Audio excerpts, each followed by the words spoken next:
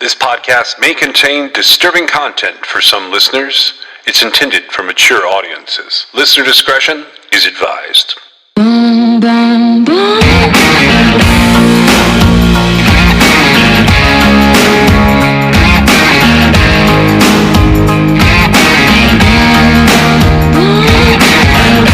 This is True Crime XS.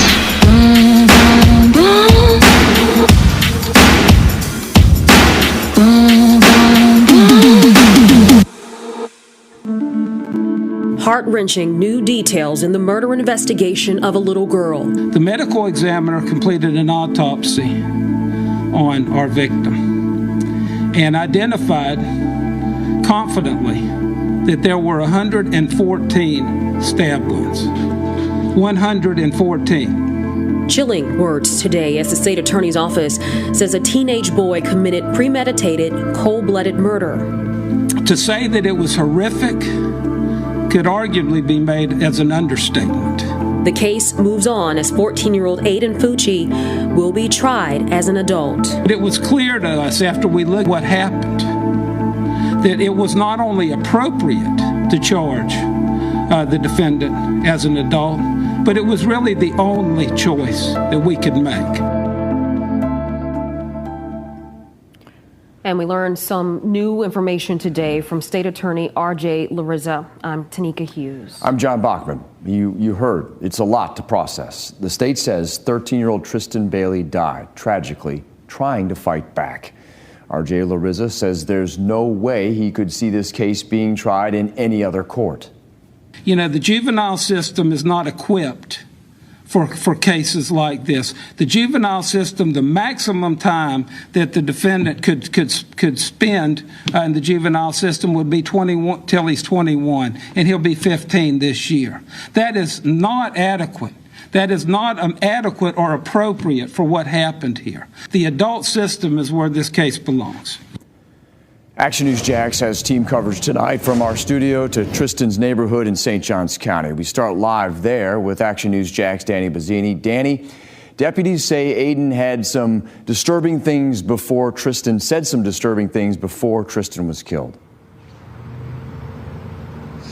We're told Aiden Fucci made several comments to friends saying he was planning to kill someone by taking them into the woods and stabbing them. Now, the state attorney says it's both disturbing and concerning that those statements were not taken seriously. Now, as of right now, the state attorney's office says there is no information showing Bailey was targeted, but we know the outcome. We learned today she was stabbed 114 times, and she fought for her life. Bailey had almost 50 defensive wounds on her arms, hands, and head. This is video of dive teams out searching ponds in the Durbin Crossing neighborhood. Investigators found a knife that belonged to Fucci near a pond where they found Bailey's body. The tip of the knife was missing. The medical examiner later found it in her scalp. One of the reasons why the state says it was able to charge Fucci as an adult and with premeditated murder was the ample amount of DNA found on evidence items. We also have DNA evidence that we have developed regarding this case. There is the defendant's DNA on the body of the victim. And there is the victim's DNA on the knife blade, on shoes that belonged to the defendant that were found in his bedroom, on a T-shirt that was found in the defendant's bedroom. And there's additional items that we are looking at now that have been sent to the FDLE lab for confirmation of blood and DNA analysis. Aiden Fucci is expected to have another first appearance for his new first-degree murder charge, most likely tomorrow. When we get that information, we will, of course, update you on air and online. All new at 10 and 11, what investigators are asking from the community during this time. Live in St. Johns County, Danny Bazzini, CBS 47, Fox 30. It's interesting because after we did last week's episode about Maggie Long, our interest in it was fueled by the fact that the FBI had come forward, and I don't know if it's like reclassified it or upgraded it, or I don't know exactly how you would put it, but her murder is now being considered a hate crime. And, I looked into her case and you looked into her case, and then you went a little further after we had covered it, and you found something like that is just astonishing. Well, yeah, so it's actually is news items from 2020 technically, but the way that it worked was there was a grand jury convened in 2020 in Colorado, and they were looking into a series of crimes there. Well, that grand jury they delivered indictments on what investigators had uncovered that was basically almost operating. It's an organization that was almost operating like a corporation. And they have been in all over Colorado and Wyoming targeting Asian families. And so an arrest has already been made that I secretly think these two things are related. I think the hate crime part comes from the FBI trying to up what they have on this. And I say that because, all right, the Fort Collins police ran an operation called Operation Daylight. And eventually they arrested 3 people, and they want a 4th suspect that they believe has fled. So this is what the AP article from April 29th reads like. 3 people have been arrested, and another is wanted in connection with a string of burglaries that targeted the homes of Asian business owners in Colorado and Wyoming in 2019. A total of 26 families were burglarized in the first 7 months of 2019, with the total loss estimated to be as much as $1.4 million. In each case, suspects would target the family's residence in broad daylight, knock on the front door for a few minutes to ensure that no one was home, then forcibly enter through a door or an accessible window. Once inside, the suspects ransacked the home and took cash, jewelry, and safes. Police have said that the burglaries involved the homeowners of small businesses such as restaurants and salons.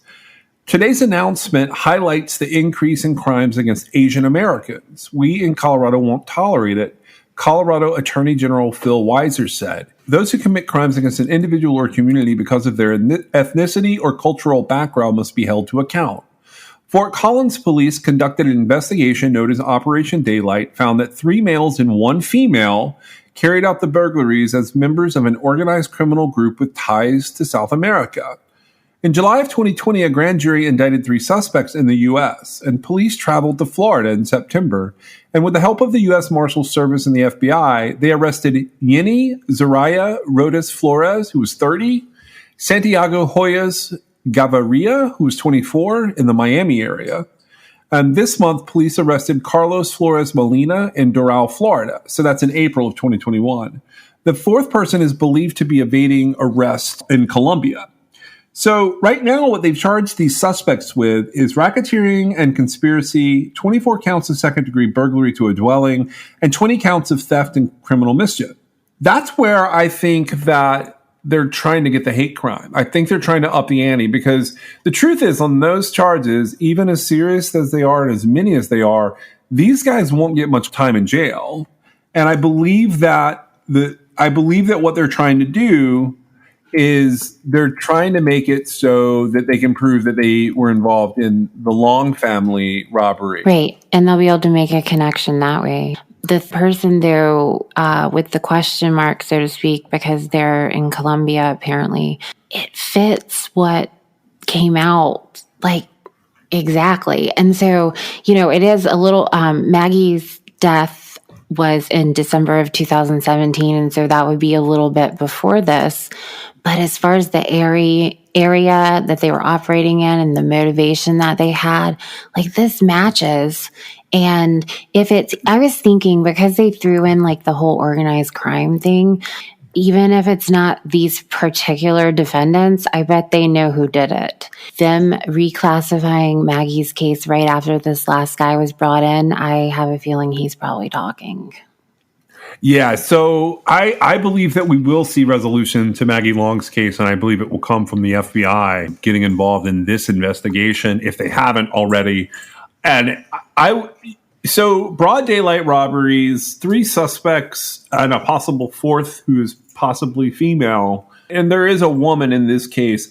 It lines up a little too well. You're right. The time frame is different, but this would sort of, in my opinion, I think that this case lines up too well with that. They're basically casing the joint, figuring out who the Asian business owners are, going into their homes, taking safes, jewelry. It lines up like really, really well. And I don't know, like, I didn't find anything else in Colorado that matches this. Right. It really isn't, except for the murder of Maggie, which I feel like is attributable to her coming home, and they weren't expecting her to come home. And all the circumstances added up that way. I will be thoroughly surprised if this is not who perpetrated the crime, honestly, because it's just, there's too much to it that adds up. Yeah, and it may not be that it's exactly this group of people, but it'll be people affiliated with them, because typically, if they're saying that this has ties elsewhere, I believe you'll find a larger number of people are involved. Maybe not a lot larger, but a couple more people. So it may not be this exact lineup. Well, I thought also they look like them. Oh, yeah, they do look. Well, yeah, they do. I don't know about, I guess the female hasn't had a sketch released, but yes, they do look like them. And I wondered if the last man that was arrested in Doral, Florida, last month or earlier this year, maybe he wasn't involved in it, but he's giving information because he's in a jam at this moment and he knows who did it. That's another thing that could be. Well, it could be that somebody has more serious charges in the group that we don't know about yet, and that person could be rolling. But you're right. The last one in Florida, that arrest makes me think that it is all tied together. It was within just weeks that he was taken into custody from a summer 2020 indictment. And then suddenly Maggie's case is getting reclassified as a hate crime. So there has to be a connection here. Now, what do you think? I believe these are Colombian nationals. Do they just live here, or do you have any idea if they're United States citizens? I started looking at that. They keep touting this link to a South American crime group, which is sort of contrary to my personal opinion on how this would all work. Oh, wow. Hold on a second. I said something wrong earlier on this. Let me fix this. Okay. The person they're still looking for is in Colombia. Right. But they have a woman arrested. I didn't realize that. Did you realize there's a woman that's been arrested in this? No, I didn't. Okay, so Yenny Flores is actually... So Yenny is a woman. That's where the confusion is, I think. I'm looking now, some news has popped up on this from the Colorado Organized Crime Control Act charges. There's going to be more information available on this soon, I think, when these people start appearing in court. When that happens, I believe that we will see more information. I'm telling you, I think this is all tied together. There's no question. And obviously we are not, law enforcement working on it or anything to do with anything official. And so we're allowed to say that. I could totally see where everybody else involved officially wouldn't be willing to speak up just yet.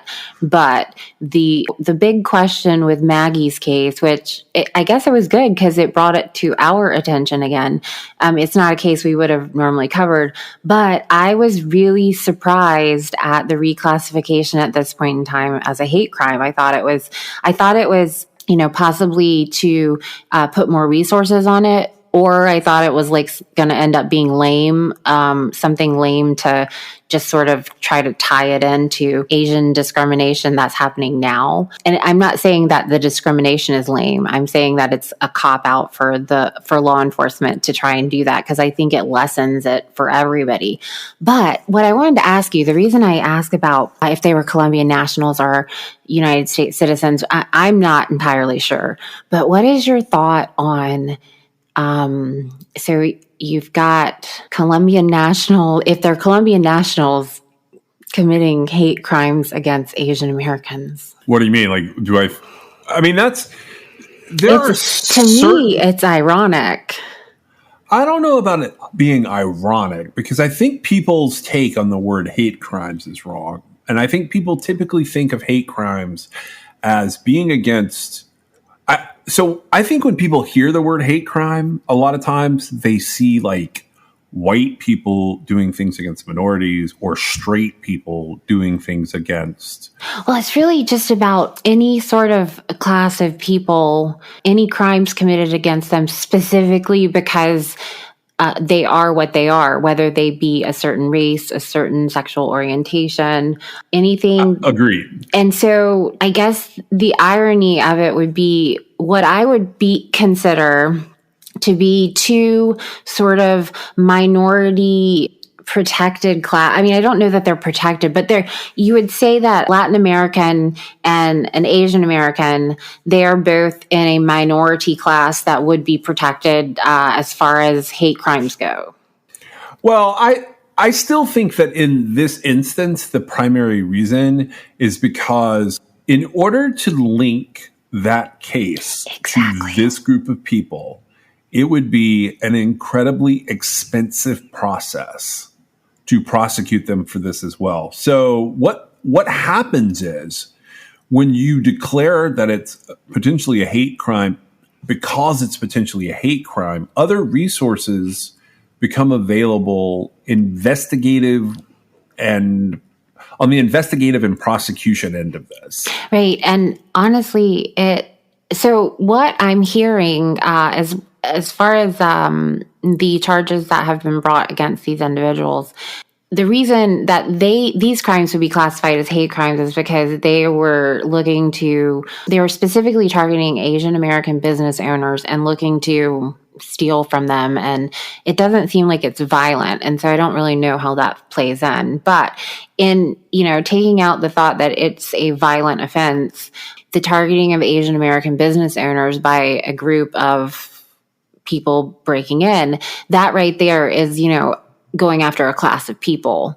And so it could be that connecting it to Maggie's murder just boosts all those crimes up as well. Like it certainly would from a sentencing standpoint. Right. So I think it's going to come out and it's all going to end up being related. And if it's not, I'll be very surprised. I know they have to make their case or whatever, but this explains perfectly why suddenly Maggie Long's crime is a hate crime. And it is a strategic move. It's one I can appreciate. I don't feel like it's anything. I would have felt like it was not a great move if they had decided to kind of bring it up because of what happened during the pandemic and the growth of prejudice against Asian Americans at that point, because I wouldn't feel like it was the same thing. But this I can sort of get behind if this ends up being what it is. Yeah, I don't want it to be exploitative of the idea of a hate crime. Right. I don't like when that happens because it becomes problematic from the prosecution's perspective. But it's also it undermines everything. It undermines the power of the hate crime statutes and the hate crime enhancements that are available to law enforcement and prosecutors as they're working their way through courts with these cases.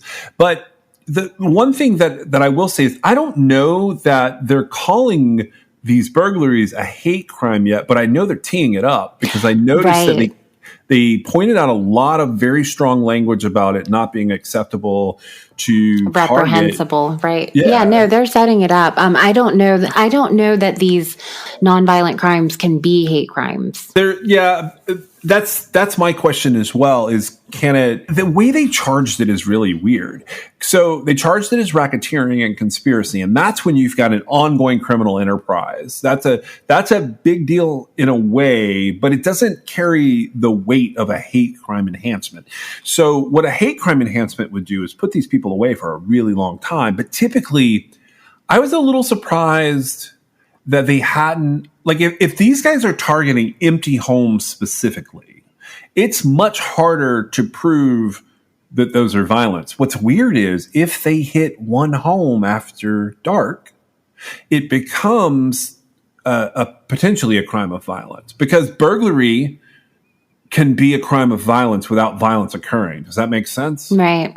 And that's like people invading the safety and security that homeowners should be able to provide themselves. That can be like right on the verge of being a violent crime. So some home invasions are violent after dark just because they're after dark. But during the daylight, it's not exactly the same thing. And I don't think these people would be aware of that necessarily, but I think they might have been taking a less risky approach to having confrontations. I don't think they wanted to be. I don't think that they wanted to confront the people. I think they wanted the stuff. And that's why you do that.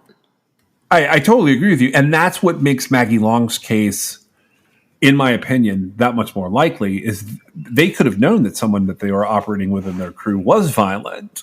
And well, clearly. And I wonder, it makes me wonder, like, because of all the 26 that occurred, like, in 2019, what precautions did they take to make sure nobody else came home or something? You see what I'm saying? Like, well, that could be, so people talking about the timeline being off on this. Yes, the timeline could be off because of Maggie Long's case happening at the end of 2017. They had to replace the They had to replace a person. Arsonist. They had to replace the arsonist, or he got injured, or they simply had to have some downtime before they started doing this again. They had to regroup and re-strategize. But it didn't stop them.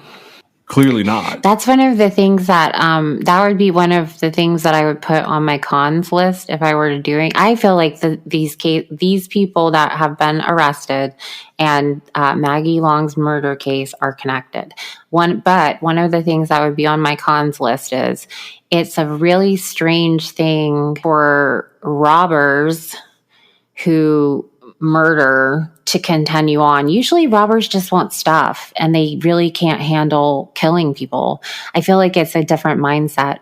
I feel like also with this link to this organized crime or organized crime organization, that could explain the dynamic there of why, because nobody else was killed in a home invasion in this area, like Maggie Long was. So they probably replaced the people that were responsible for her death and maybe took better precautions or something. Well, my guess is having arrested 2 men and a woman right now with this fourth person who's a man, they believe is in Colombia. My guess is that's your murderer.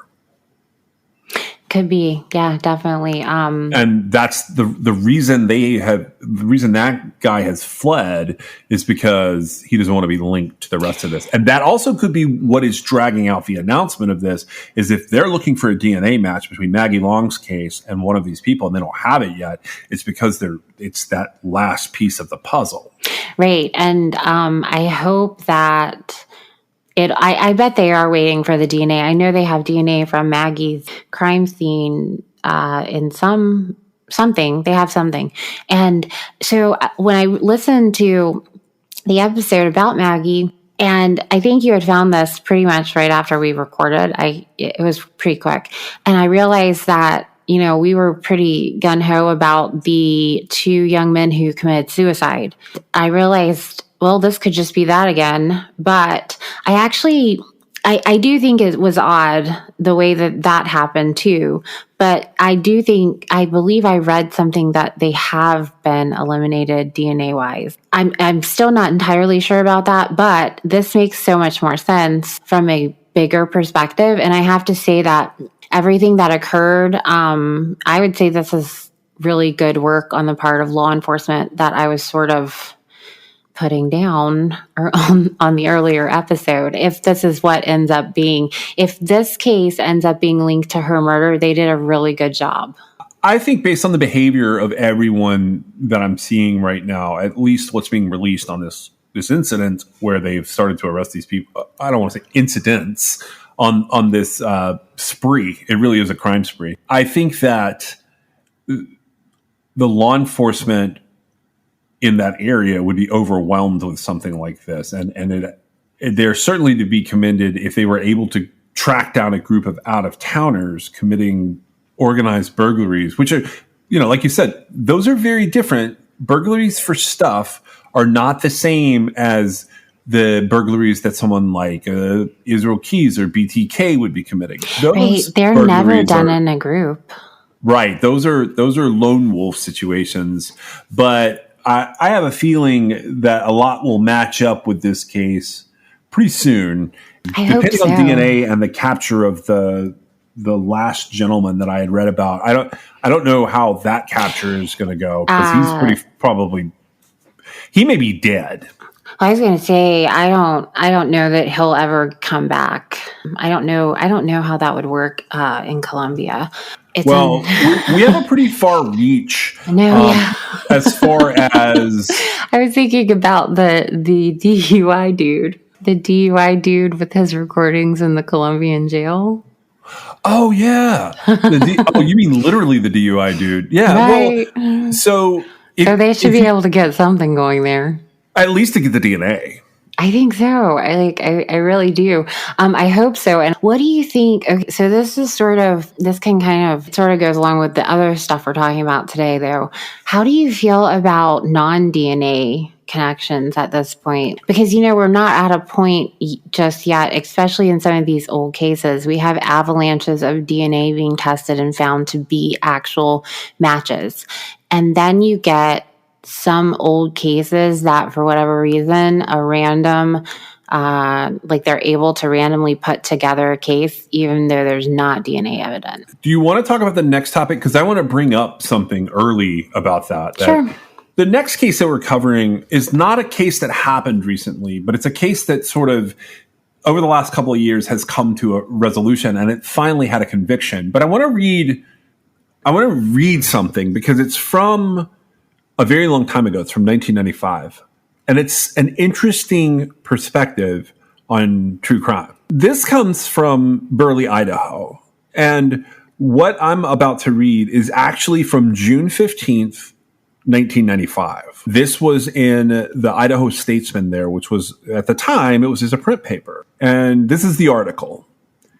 A bare bulb lit Gina Krieger's small basement bedroom, and music plays softly in the background. Her father, Daniel, brushed aside the curtained doorway to wake his 14-year-old daughter for school the morning of February 28th. Daniel looked down. Gina wasn't there. Her bed was stripped of the blankets, and her karate sword was missing from her wall. There was a moist red puddle seeping into the carpet at his feet. Daniel was standing in Gina's blood. He raced up the cement stairs and phoned police. For the moment, the pairs of bloody footprints and the blood at the back door went unnoticed. Cassia County Sheriff's deputies initially believed that Regina Krieger, known as Gina, had run away from home sometime after 11 p.m. on February 27th. For 6 weeks, rumors flew. Was Daniel involved in his daughter's disappearance, or did the girl run away? When Gina's partially clothed body surfaced April 15th on the banks of the Snake River, they knew they'd been wrong. Gina had been stabbed in the heart and her throat had been slit. Still, the townspeople wondered aloud. Did Daniel kill his daughter? How could the dad not hear what happened in his own house? Sergeant Dave Tracy asked, echoing the gossip he'd heard. In order to stop the rumors, we had Dad take a polygraph test. The results were inconclusive because he was emotionally distraught. In his home this week, Daniel stares blankly at a framed photo of his daughter. It was her last junior high school picture. I love my kids, Daniel said softly. I'd give my life for my kids. I built the basement bedroom for Gina because I wanted her to be comfortable and have a home. I really miss her bad. After conducting a slew of interviews, Tracy now suspects that Gina was killed by teenagers, perhaps in her circle of friends. Tracy has narrowed his investigation to fewer than 5 teenagers from Burley, Hayburn, and Rupert. I don't know who's a suspect and who's a witness, Tracy said. There are people out there who know, because when kids do things, they talk. But if any kids in Burley know who killed Gina, they aren't talking. Daniel may never understand why his little girl is dead. She had the best day of her life the day she died. It had been a long time since Gina was happy. 2 years ago, Gina began experimenting with a drug called crank. And last year, her parents announced they were getting a divorce. At least twice, Gina had threatened to overdose on aspirin or slit her wrists. February 27th started out as a routine school day. In her green wire-bound journal, Gina wrote, "Today, I found out I won't have to drop out of school, but I'm going to have to work my ass off. Melissa gets out of juvie today, but I wonder if she'll come visit me. Right now, I'm really craving a smoke real bad. I wish it was lunch. Daniel describes his daughter as a bright girl with dreams of becoming a professional singer, but her grades were slipping. He suspects that friends she met at a church youth group introduced Gina to drugs like crank. Drug abuse, coupled with her parents' divorce, weighed heavy on Gina. The divorce, it was the hardest thing Gina had been through in her life, Daniel said. She had been a pretty mixed up kid through all of this, but in the last 2 months, she was cleaning up her act. She was back to being the old Gina, happy-go-lucky. That evening, she strapped on her rollerblades and headed to her friend Patty's 17th birthday party. Patty and her 15-year-old sister Melissa were among Gina's closest friends. We had a water fight. We were spraying the guys, and Gina got caught in the middle, Patty recalls. We had fun. She didn't act upset, and when she left my house that night, she was happy. At home, she argued with her dad about changing her curfew to 10:30 p.m. on weekends, an hour earlier. I went to bed, but the kids stayed up late to watch TV. Cliff, her younger brother, was the last one to say goodbye to Gina. Weeks later, on April 15th, a Cassia County man and his daughter were horseback riding along the Snake River. On the bank near their home, they saw her. Tangled among the branches, Gina's body had swept onto the east bank of the Snake River near the Montgomery Bridge. No one but the killer knows how she got there. But police have their theory. A group of teenagers crept into Gina's room after midnight and pierced a knife through, slashing her throat. Wrapping her body in a blanket, they left a puddle of blood on the carpet, and those drops of blood leading to the Krieger's back gate mark the path, Sergeant Tracy thinks. Finding the gate locked, they headed around the front of the house, tossed the body into a waiting car, and later dumped it into the Snake River. Patty says that Tracy's theory misses the mark. I don't know who killed Gina, but I heard she didn't get killed at her house, Patty said. I think she was knocked out somehow. Then 3 days later, she was killed. I kind of think it's maybe because she was going to talk, maybe about drugs, but who knows? It was probably drugs. One Rupert boy is rumored to have seen Gina's body in a bathroom wrapped in a blanket before he ran away in fear. Other rumors involve her youth group friends who know what happened and aren't telling, some say. Tracy's heard the rumors, but proving them is a bit tougher. Pouring through Gina's journal and her day planner, Tracy found a phone list. I called every name on that list, and they were all either her best friends or they'd never heard of her. The people from the youth group said they barely knew her. Nearly 4 months after Gina was killed, Tracy has waded through hours of taped interviews, dozens of false tips, and too many rumors. He'll continue grilling the tight-lipped teenagers he's singled out, hoping someone will tell him the truth. The community's going to have to pull together to solve this one, Tracy says. So that's an article from 1995 about this case. Right. They couldn't be more wrong. As it turns out. Yeah, so as it turns out, and where we're at now with this is, so you have to think of this in the context of, this was 26 years ago. Yeah. And it's just now had a verdict.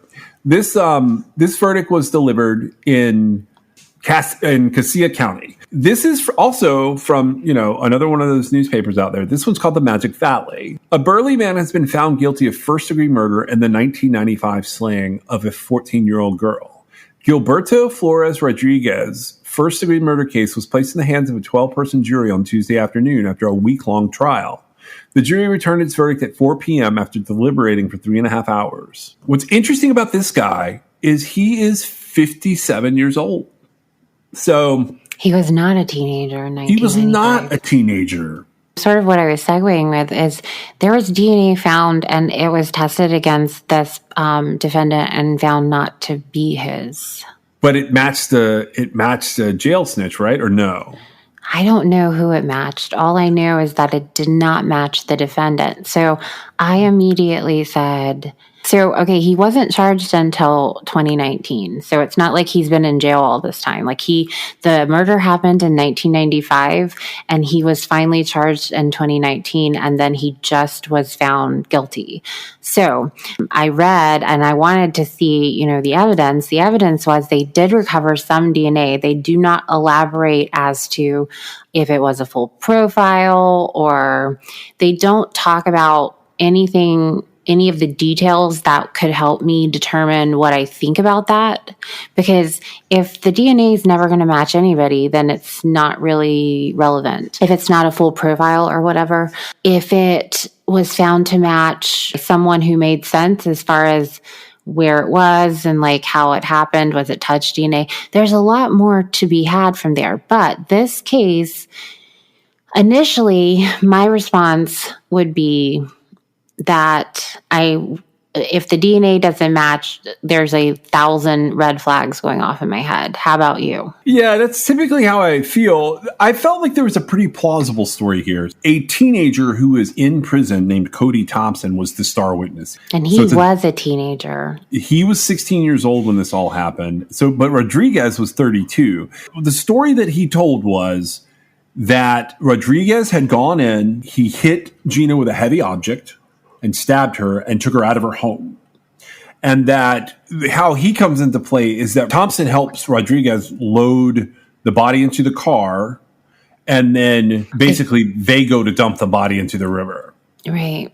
So it's got this 90s movie feel to the whole thing. It really does. But a lot of the people who are involved here are jailhouse snitches. Right. And they try to undermine the credibility of the witnesses because now I feel like having initially saw the DNA evidence not match, I feel like the jury probably still made the right decision because of, it wasn't just Cody Thompson's testimony. Because he said that the defendant, Gilberto, he was in Gina's house for 10 to 20 or 20 to 30 minutes. And then he returned and he was covered in blood. And Cody implicates himself in helping dispose of her body. So right there, he's not doing himself any favors. But then it goes on further, and there's a couple of unnamed witnesses.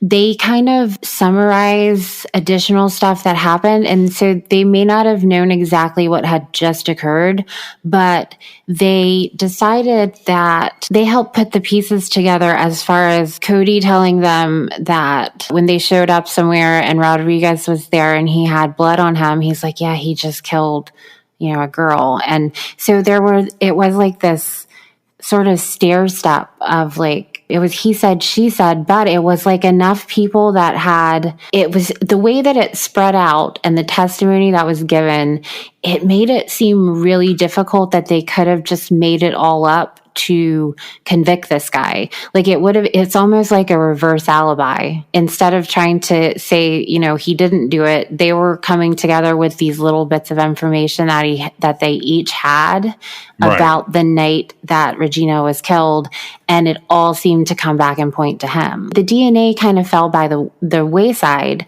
and I couldn't figure out my position on that because the testimony, while I didn't read the actual court transcripts, the snippets of testimony from each of the individual witnesses, and now a couple of them are not specific, they're not named. I'm sure they're named in the court session, but their names are not provided in the media. And so I don't know if they're actually jailhouse snitches or not. They could just be normal people, but they were people who encountered a weird situation that night and were able to say, well, yeah, he showed up bloody and out of breath and that kind of thing.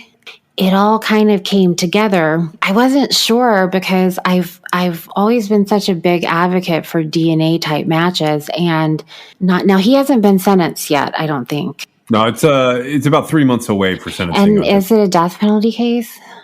I think he was actually just convicted of second degree. No, they were allowed to convict him of second degree, but when they came back, they actually convicted him of first degree. First degree, okay. So as far as physical evidence goes, the DNA didn't match, and it's not elaborated enough for me to say that makes sense or doesn't make sense. And so that bothers me. But then, of course, I go back in time and I realize DNA hasn't always been a thing. And there used to be, eyewitness testimony and such that convicted people. So what are your thoughts about it? I buy their case for now. I buy that. This guy was definitely around them. Does it seem like some of the witnesses had any What? Had anything to gain or lose by speaking, like personally. They weren't gaining or losing anything. No, so here is the nutshell version of the theory. This girl was connected to Rodriguez through people she barely knew and owed Rodriguez money for drugs. That's the theory that they went with. That's the theory that the prosecution went with. So this guy's a 30-some-year-old man who killed a teenager over a drug debt. That is what they are saying happened here. I buy it because so with a lot of cases, you have to make sense of the senseless. I do buy that, like, he was stupid enough to do that. And also, he sat through this smiling and laughing and giggling. Well, yeah, he's lived his entire life. I mean, yeah, this guy's been living 26 years after this girl died. I think he probably is guilty. And them being able to tie in the one teenager who that teenager said, we were scared of him. We knew him. We were scared of him. Right. Well, that alone. I believe that a 32-year-old could intimidate a 16-year-old into dumping a body. Yeah, and the judge was pretty careful in this case. Everything that should be preserved, if the DNA were to match someone else, you could totally convince me somebody else did it. But this was a pretty long trial. It was 8 days. I wouldn't believe that he wasn't involved, though. Somebody else's involvement would not exonerate him, in my opinion. No, what you'll probably find is that it matches like some other miscreant from that time. It could be a teenager even, but probably what it would turn out to be, if it didn't match him, it'll match somebody who was affiliated with it. Or, this guy, this is all I have on this guy. It's interesting how difficult it can be to research people with the last name Rodriguez, but it's basically like, so this guy's name is Gilberto Flores Rodriguez. In the American record-keeping system, somebody like that gets lost pretty quick. That's basically like being named John Smith. So I did not get to hear like other things that this guy had done. I have not seen criminal record or anything to prove he's done something else. That bothers me because if I don't see some kind of pattern there, I do worry about people who are convicted on multiple jailhouse snitches. But I will say this guy had incredibly competent counsel. And on the other side of this was an incredibly competent prosecutor. They went back and forth at each other, and they raised so many issues with this judge that if there is an appeal due because of something that DNA changes, I doubt that's going to happen. It is in the record on this case. So I feel comfortable with that. That's all you can ask for. And yeah, he was charged and he was convicted by a jury of his peers that sat and listened to all of the evidence. Yeah, so, and this case really was one that was set up to preserve his rights. So what do you think about, okay, so the story is she owed him money for drugs. Right. So why does a 32-year-old man killing a 15-year-old girl because they're owed or whatever because of a drug debt for crank? By the way, crank, for those of you who maybe the 4 people that listen to our podcast who are under the age of 18, I have no idea who you are, but crank is methamphetamine. That's where it started. It's in the 90s. Sudafed. Yeah, in the 90s, it was literally like some guy with a Mountain Dew bottle that he had peed in once upon a time would take a bunch of matches and lithium batteries and some Sudafed, and he would make you this rock of shit that people would smoke, and it made people crazy. So, okay, but my question is, I don't understand a whole lot about this. What did him killing her because she owed him money accomplish? Because he didn't get the money, so... Nothing. Like, they set him up to be a pretty big slime bag. I don't know how much of this is true, though. Like, all I can say is if he did that to a 15-year-old girl to some, because that's not a thing where I think that like you're really intimidating other people, but maybe all of her friends owed him money as well, and they were, I don't know. So he doesn't end up getting paid, and then like I can't even imagine Well, it gives you a sense of what kind of 32-year-old he was. Yeah. But I didn't know the whole story that was posited in this case. I thought it was going to come out that he had a crush on her and she didn't reciprocate his feelings and that kind of thing.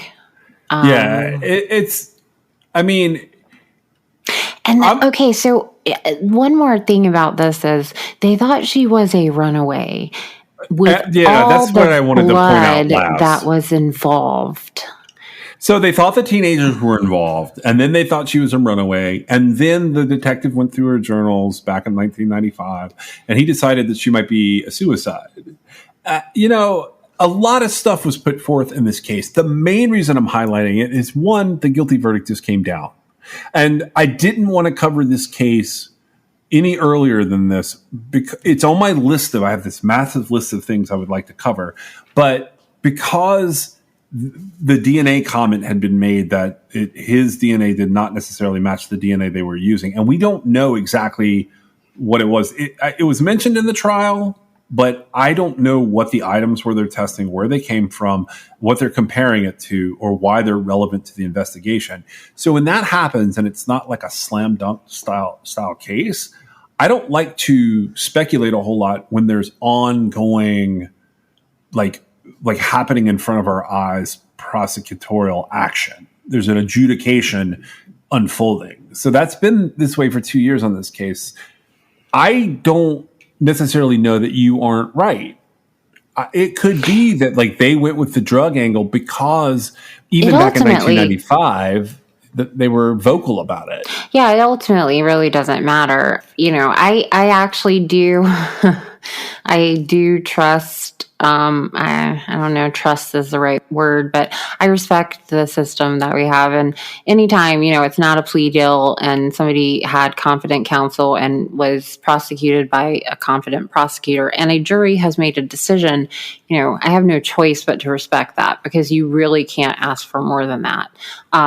So whatever story they went with, it was found to be that he did it.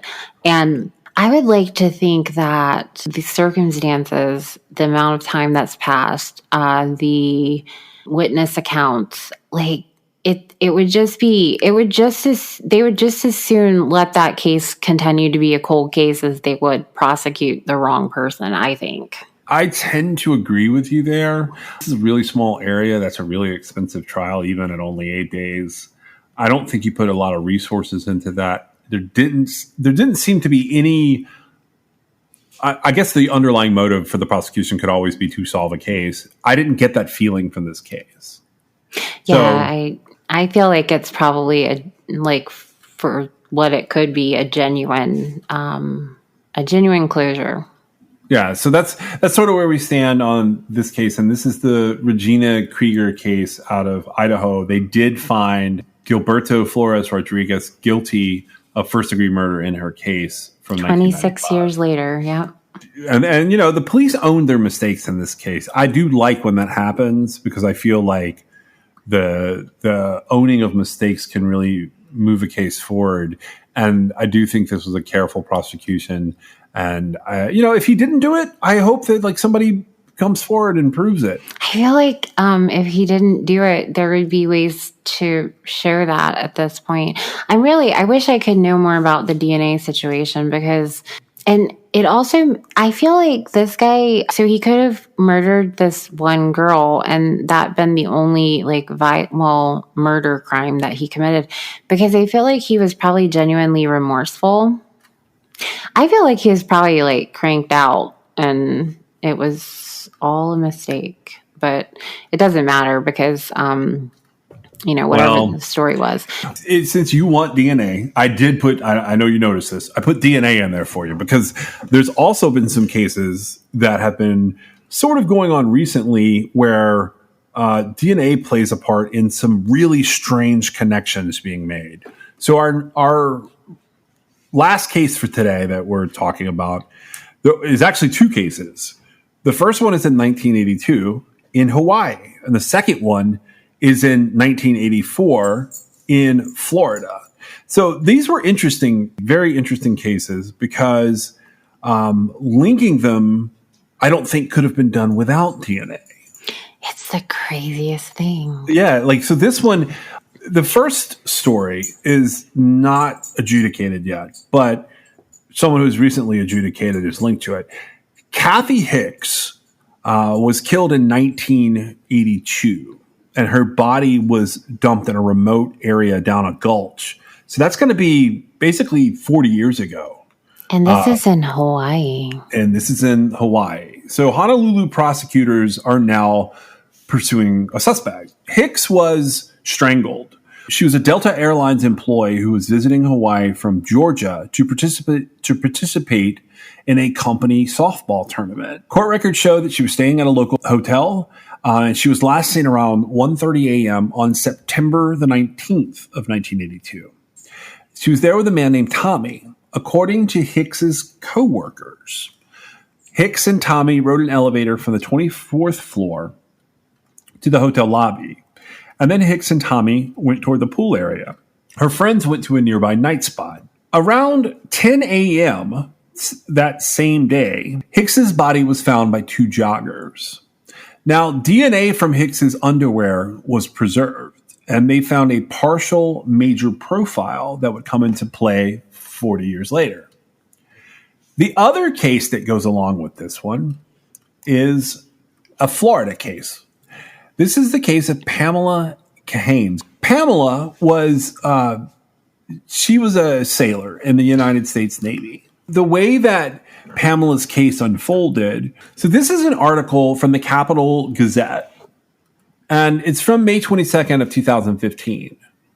When she was growing up on the outskirts of Stillwater, Minnesota, Pamela Cahane's parents taught her to be trusting. She was raised away from the city in a town with fewer than 10,000 people on the bank of the St. Croix River. Her parents, Louis and Alice, ran a dairy farm.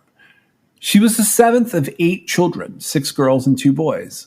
She spent a lot of time with family, playing softball with her father on Sundays, riding bicycles, and doing what she could to help with the farm.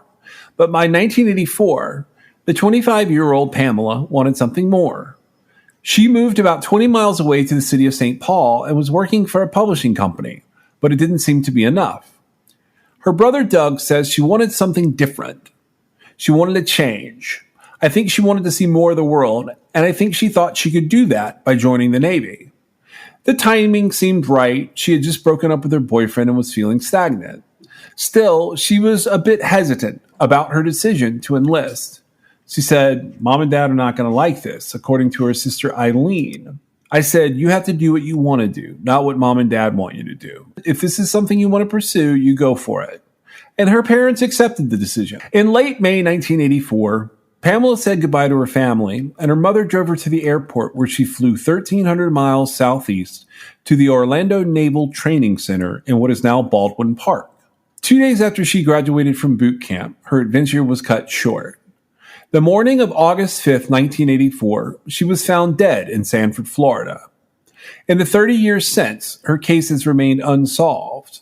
Remember, this is an article from 2015, so it's 6 years ago, even now. Her father died not knowing who was responsible for his daughter's death.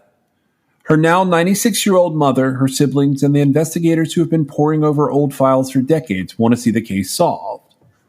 It was just after 7 a.m. on August 5th, 1984, when a passing driver spotted her body in the overgrown grass. She was face down, knees folded, in the side yard of a vacant home on what is now the corner of Riverview Avenue and West 1st Street in Sanford, Florida. She was wearing only her underwear. Her white uniform pants lay crumpled inches away. Her white belt and black shoes were also there, near the short-sleeved white uniform shirt with her name in block stencil letters. Her bra was found 3 days later, about 200 feet from where her body was found. Inside was a prescription pill bottle containing a paper towel, but no pills. She had been strangled to death, badly beaten, and was covered in scratches, but she was not robbed, said Seminole County Sheriff's Office investigator Bob James, who has been on the case since the mid-90s. All her shopping bags from the previous day lay around her. Nothing was missing, from the $445 in traveler's checks to a pair of tweezers. Every single item was accounted for. The receipt was there, and all the items were within the bag. There was some evidence that investigators could not find the origins of. A speck of blue cellophane on her right shoulder, a pubic hair on her left, a semen stain on her underwear, which matched the DNA profile of scrapings found under her fingernails, yellow carpet fibers clinging to the waistband of her pants. Investigators zeroed in on a man who hung around the base hitting on recruits, but his DNA was not a match when it was tested years later. Today, there's no real suspect. She could have been killed in the Winter Park or Orlando area or on the naval base. I don't know. She could have just been transported here and dumped. What the attraction was, what the connection is. When I find the guy, I guess I find out, Jane said. At boot camp, most of the women in Pamela's class were younger than she. Many were just out of high school, away from home for the very first time. The schedule was rigorous. It's a hard way at first, but it's a great way to become independent and have support financially and emotionally of the people that you're with, said Marcia Litwin, who graduated boot camp with Pamela but does not remember her well. Recruits would wake up at 5 a.m. I just remember the lights being flipped on and you've got 15 minutes to be on the line. After inspection, where petty officers expected clean uniforms and impeccably made bunks, they would have a hot breakfast of bacon and watery eggs. Their days were filled with exercise drills and classes where they learned about ships and naval history. The only free time came in the evenings when recruits chatted, smoked cigarettes, or slept. For Pamela, this meant spending time with the Blue Jackets choral group and writing letters home. There was a detailed timeline from the investigation. Janes and other investigators assembled a timeline of the day before Pamela was killed using time-stamped receipts found at the crime scene and using witness interviews. But one of the case details Janes continues to investigate is, who was the man that she was seen with the day before she was killed? In 1984, investigators said the man was probably involved with the Navy or boot camp in some way, since recruits have almost no free time to meet people off base. In a letter she wrote her mother on August 1st, Pamela said she liked two men in her brother company, Vasquez Gonzalez and Alan Williams. The two men do not appear in the Navy's records. Investigators have no idea who these men Pamela mentions in the letter might be. But Jane said the men might not be suspects, they've just never been able to track them down. But what investigators do know is roughly how Pamela spent her last hours alive.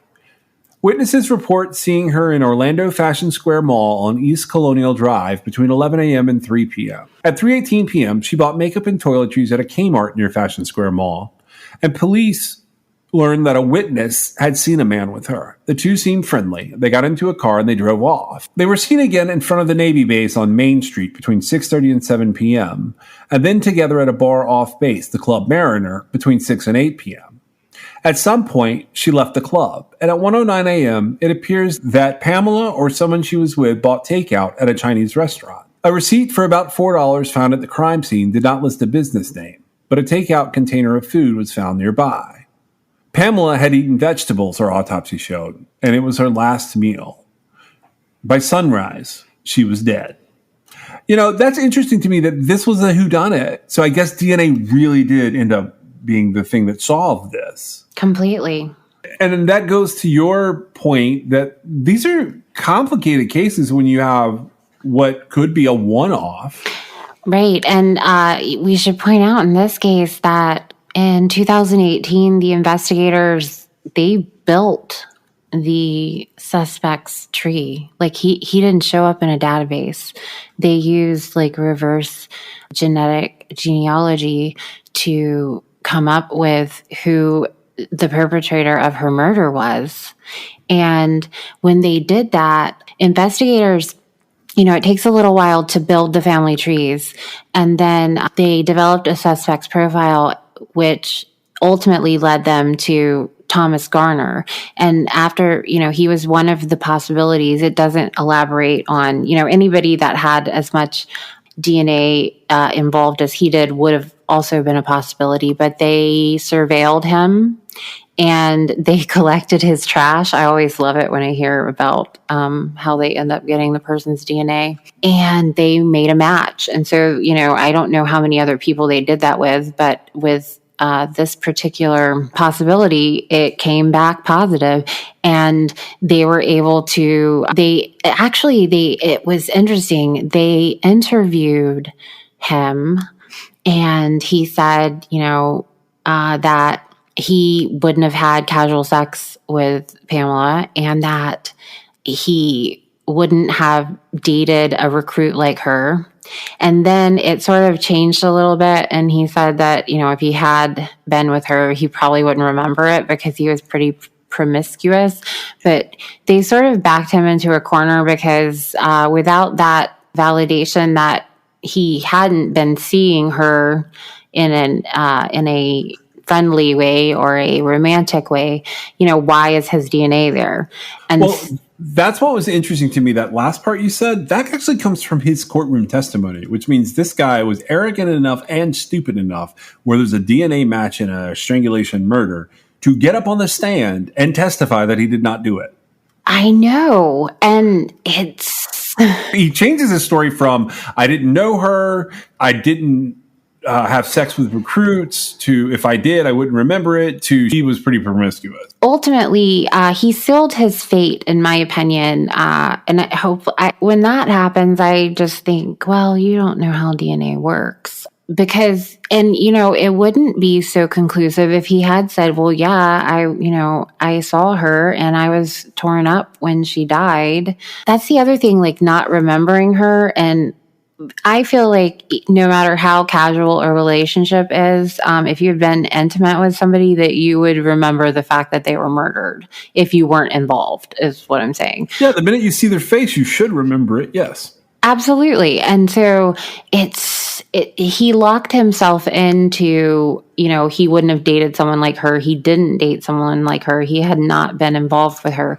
And so that got rid of the casual relationship possibility, like right off, the bat, and I've seen it happen, and I guess eventually defendants will wise up to it. But as soon as they get in the interview room and they'll say, was there any reason your DNA would be in her house? And he'd say, absolutely not, that kind of thing. And so they back themselves into a corner. They do it to themselves. The aspect of it, them building the tree, I imagine this is one of those guys that I would like to know. I'm going to play the clip for you because I know that you love knowing what they're thinking. Right. And this is what he says. It's pretty upsetting, it's crazy. I have to think that at some juncture, it has to be a little relieving. Like, are you feeling any relief? Relief for what? Relief that after all this time that we're finally coming to talk to you? I have no idea what you're talking about. Okay. So you're familiar with the case we came and talked to you about earlier today? I'm not familiar with anything you talked to me about today. All right. Well, we came to talk to you today about the murder of Pamela Kahanis from 1984. She was a recruit on the Navy base. She graduated on a Friday, and on Sunday morning she was found deceased in Sanford, Florida, dumped in a yard. Okay, so obviously it's been a long 34 and a half years, but the case has been worked consistently since 1984 jointly between Seminole County Sheriff's Office and NCIS. Obviously we have evidence against you as to why we have an arrest warrant for you and why we're here. So we just want to talk to you and see if you still want to maintain that you have nothing to do with this investigation, that you have nothing to do with this homicide. I have no idea what you're talking about. Okay. That's what I was saying this morning. I have no idea what you're talking about in terms of anything that's happened on that base. Okay. So if you didn't have sex with our victim, Pamela Kahanis, Mm-hmm. How did your semen get on her? My semen? Yes. I don't know what you're talking about. I'm telling you, when she was found, there was semen on her. Okay, and they've taken that semen obviously and done analysis over the years, and it has very recently been proven that it is yours. It is your DNA. So how do you explain your semen on her? I don't know. I don't know how that could be possible. I mean, this is bizarre. This is almost like the Twilight Zone. I realize it's a wake-up call, but it's going to be proven that it's your DNA and that you were there. This is your opportunity to tell us the circumstances around it. And if anybody else was involved at all, why should you have to take the fall for it 100%? Because that's what's going to happen. That's what's going to happen to you if you don't take this opportunity to Well, talk what I'm to going us. to do is maintain my innocence. Okay. And that's the way How it can is. you do that? How can I do that? Because I know that I wouldn't do anything that would cause anybody. No, I'm saying, how can you prove your innocence? Well, how can you prove that I'm not innocent? We already have with DNA in multiple locations on her and multiple types of DNA. You know, like I said, we got the skin cells, we got the semen as well. So, I mean, it's again, he's saying, I mean, this, you're there, you were there. If it happened, if something happened differently, or you remember being with her and then you left and somebody else was still with her when you left her, tell us that. I can't remember anything like that happening.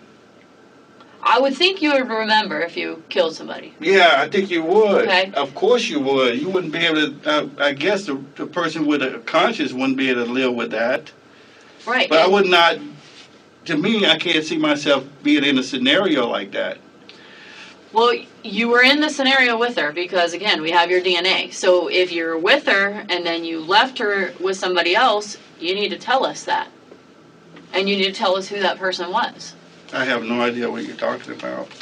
Yeah, that's what I expect. Well, then Pamela was killed in 1984, and Kathy had been killed in 1982. Right. So he was not arrested for the 1984 murder of Pamela until 2019. 2019, yep. Okay, so how many other victims do you think there are? Well, I've started to wonder about this guy. So Thomas Lewis Garner is now on my radar because I can buy a one-off, and I can probably even buy like a situation where he went inactive. But I have started digging into this guy more. I don't have, like, what's interesting about this is his was one of the first arrests made by the Seminole County Sheriff's Office Cold Case Squad, which was also one of those new grant-funded things that's been happening. So they got funded in 2018. He was one of the first two arrests made, and they have 56 unsolved cases involving murdered and missing people that they're going through right now. And I did notice and have started inquiring appropriately. He has a detailed timeline that they developed that I think would probably be useful to investigators in other places with their missing persons and strangled girls. Clearly, this guy doesn't care much about hiding the body. He dumps them. And so you're looking for, but you're looking for young women that are independent and that were found naked with semen Strangulation stains and on beatings. their underwear, Yep. and they had been strangled and beaten to death. So I would say, because I feel like this guy, I bet we're looking at, and I don't know that much about him deeper than these two cases, but I bet there's one at least every 2 years, unless he had a major life change, which would have been Kids, marriage. yeah, something like that. And then even then, I don't know for sure. And, you know, I will say that it's very possible that he was two and done, but that seems unlikely to me. He was completely oblivious to the fact that he was leaving behind a mark. And so they'll be able to connect him to the cases if DNA was collected. Well, so Kathy Hicks' case, I feel like it went by the wayside because he was African American in Hawaii. That's just my opinion. He does look like the sketch in that case. But there's another case from that area that they're highlighting right now, and I'm just going to drop a link to her in the show notes. Her name's Mildred Gumbo, and she disappeared in January of 1990. And then her body was found days later off of Keyboat Harbor down there. And I'm kind of obsessed with Hawaii. I always have been. I love Hawaii. I love island places. There have been a number of cases I've looked through over the years there, and I've noticed that minority cases there tend to go by the wayside. And by minority cases there, it's a little different, because if you're an islander or a Caucasian person, you're not really minority. But minorities over there could be if you're Hispanic, if you're a mainlander who's come over who has any kind of color to your skin, whether it doesn't really matter if you're anything that's not like a local Hawaii person. It's not the same as even if you're from California and happen to, also be Hawaiian of some measure. It's not the same. You're considered a minority there. Those cases have always fascinated me because you're on an island. In my mind, that's like a closed room murder. Yeah. So, and like my assumption has always been that it's tourists that are passing through. But I feel like, and I don't know for sure about murdered people, but with missing people, I feel like a lot of times they're in the ocean and they may be there by accident, because like you said, an island's like being in a closed room, except it's a closed room surrounded by water that you will drown in if you fall off.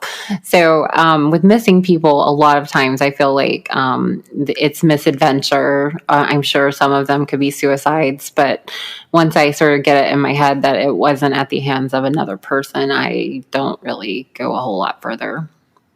Thomas Lewis Garner, he is convicted in the Florida murder of Pamela Cahanes. He is going to be charged in the murder of Kathy Hicks. Right. And the reason he's going to be charged is because the DNA that was collected from Kathy Hicks' body matched the DNA that was found and linked to Garner, and with regard to Pamela's murder.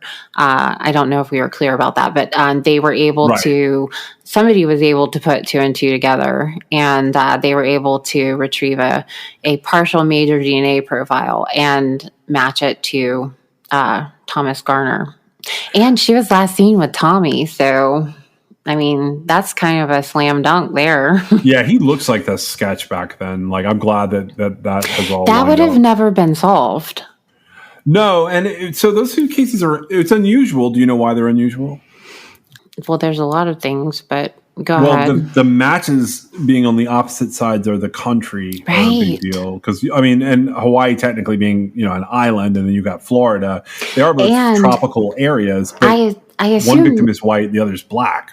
Oh, well, yeah, that's, and the perpetrator's black. Is that correct? He is certainly African-American on the intake form. He's very light skinned. Okay. Well, I thought I had seen him, and, it really doesn't matter, but that is interesting because I will say that, most of the time serial killers don't cross race lines. Well, okay, and by conventional wisdom given to us by the FBI. Right. But here's my point. I don't know if that's true or not. I know it's been said. And so my question, that leads me to wonder, could it possibly be this guy's not a serial killer and that these are just rage murders from, women not accepting him and other issues he made? I think if you do it more than 3 times, that is still serial killing. Well, he's only done it twice so far, right?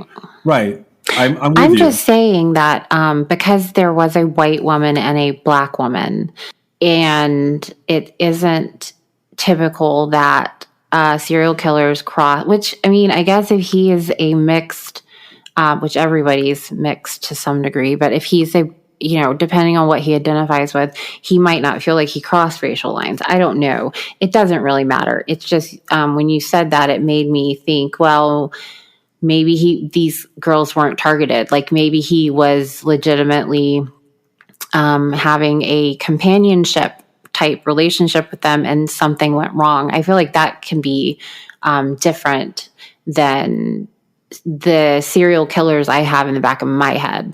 You know what I mean? Especially since some of Kathy's friends knew that she was with a guy named Tommy. Like, that seems more like a date, honestly. And so that makes it. Oh, I see what you're saying. There was never it may not have been an early intent to do anything to her, because it goes with the same thing with Pamela's case. Like, she had been seen with someone, and we don't know.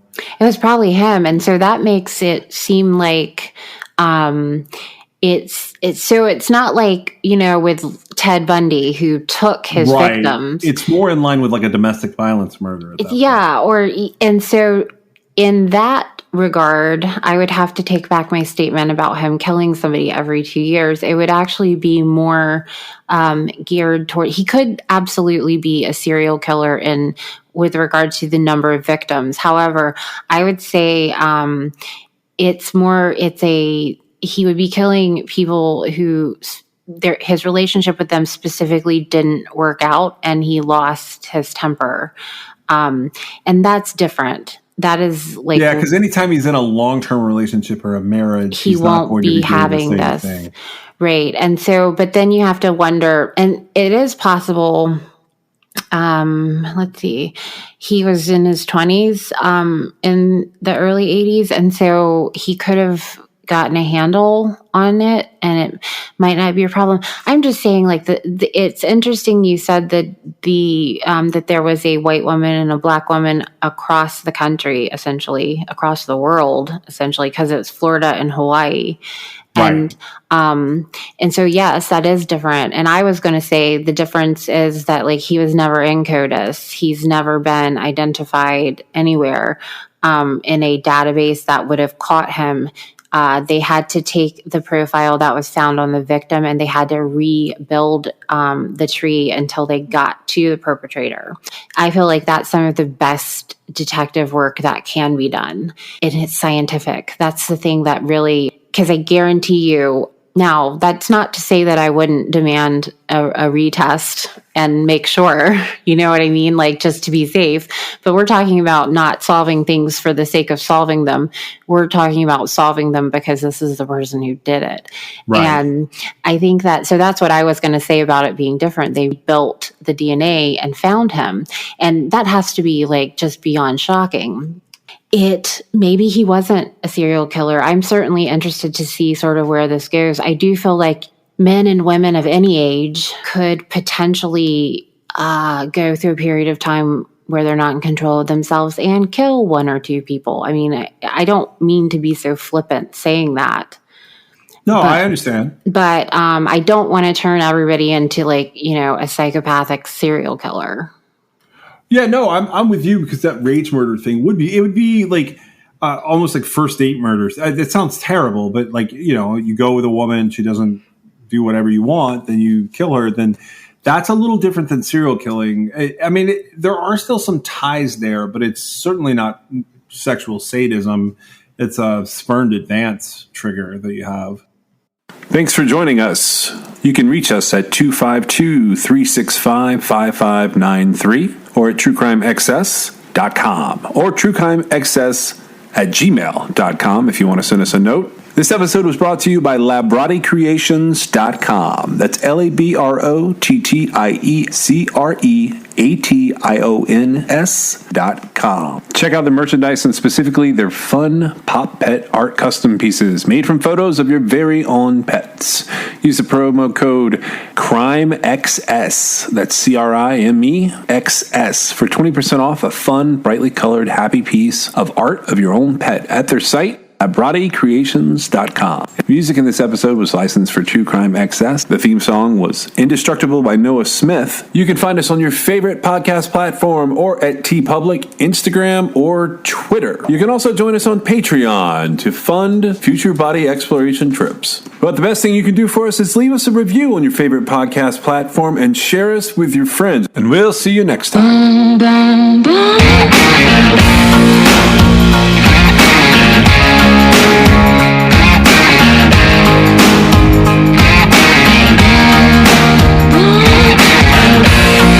This is True Crime XS.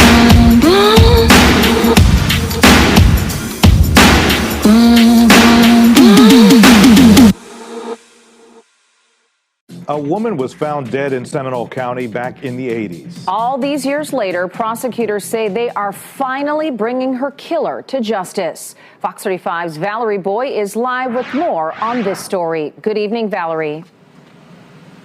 Hey there, Luann. Well, 61-year-old Thomas Gardner wore a face shield today as he took the stand. Both sides asked him about his sex life when he lived in Orlando back in 1984. Now, Thomas Gardner is charged with murder. Investigators say he strangled Navy recruit Pamela Kahanas in 1984, then dumped her body in a Sanford ditch. It's the same year Gardner was enlisted and stationed at the Naval Training Center in Orlando as a dental technician. Now, detectives say Gardner's DNA was found on the victim's underwear and fingernails. The defense asked him about going to a place called the Mariners Club where he met women on base. However, prosecutors say Gardner told investigators a different story. During that post-Miranda interview, you told law enforcement, I wouldn't have had a relationship with her. I was involved in a relationship at the time. Is that what you said? I was thinking in generalization. Isn't it true that when law enforcement asked you if you ever hung out at the Mariners Club, you said no, never? I said every now and then. I said it wasn't a lot. It wasn't a lot. Did you have any sexual encounters, sexual relationships? Well, to be perfectly honest with you, I was pretty promiscuous at that point in time because of the atmosphere and that environment that was on that particular base at that particular time. So yes, if I had casual sex with Miss Kahanas, I probably wouldn't remember being that long because it was nothing of a relationship. And Gardner says he is not guilty. Meanwhile, court will resume in the morning. Live in Seminole County, Valerie Boy, Fox 35 News. The family of a murder victim has been fighting for justice for nearly 37 years. This week, they got it. We're glad that justice has finally served correctly in this case. We are learning more about the detective who refused to give up on this case. She even dove into dumpsters to get justice for the victim's family. Fox 35's Matt Trezza spoke with her today, one day after a jury convicted her killer. When the jury found Thomas Gardner guilty of Pamela Kahanas' murder, intense emotions flooded Detective Jen Spears. I was overjoyed for the family. I was angry that he had gotten away with it for as long as he did. I'm hopeful that if there's any additional cases out there that we can find him and bring those families some justice as well. She became part of the family when she picked up the case in 2011. She was determined to find justice for this woman she'd never met. My partner, who's retired now, Bob Janes, he had been working it for several years, and I just kind of got interested in it because the victim was a Navy recruit. My dad was in the Navy. Spears was relentless, poring over documents, interviewing and re-interviewing witnesses, conducting DNA tests, which eventually led to Thomas Gardner, but that wasn't enough. She needed a matching DNA sample to connect the suspect to the crime, so she dove into a dumpster to find it. I got right down there in that trash compactor. Agents from NCIS and FDLE joined her in combing through Gardner's trash to get what they needed, a match to DNA left at the crime scene. She broke the news of Gardner's arrest to Kahanas' family face to face. Just to watch their reaction to that is what this job's about. It was worth every minute that any of us put into this case over the years to have that, to see that, be there in that moment with them. When the guilty verdict came down 37 years later, she looked at a picture she'd kept all those years. Last night on the way home from the courthouse, I mean, I looked at her and I said, you know, we did it, Pam, and pretty much cried the whole way home. Spears says she couldn't have done this, though, without a team of investigators helping her out. In Seminole County, Matt Trezza, Fox 35 News.